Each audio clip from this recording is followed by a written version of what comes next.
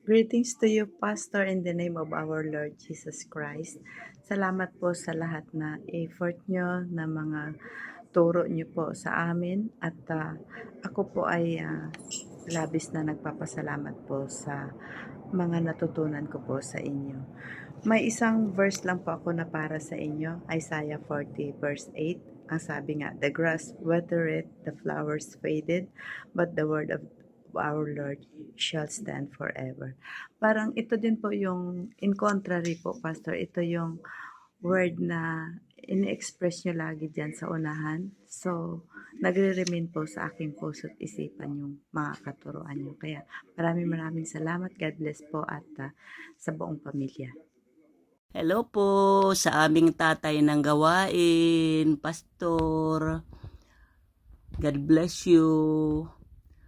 Salamat sa Panginoon, salamat sa buhay mo na ginagamit sa gawain. Sa ilang 2 dekada na hindi kanya pinabayaan. Although may mga pagsubok man tayong pinagdaanan sa gawain, hindi ka sumuko.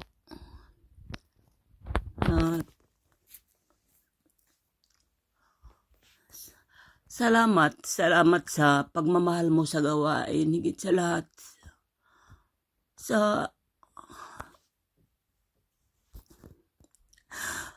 pagmamahal mo sa Panginoon.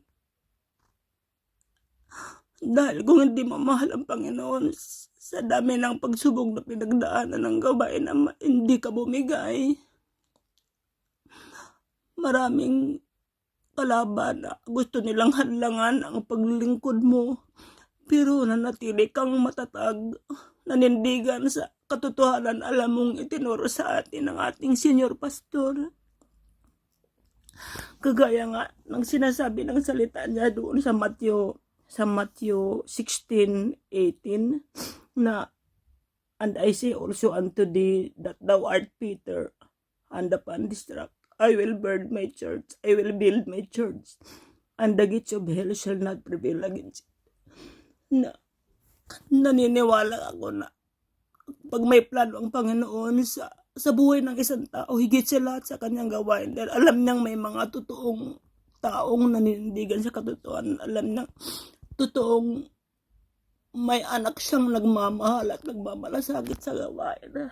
Salamat na bilang tatay namin sa gawain na yan, alam kong minsan, kagaya nga sa mga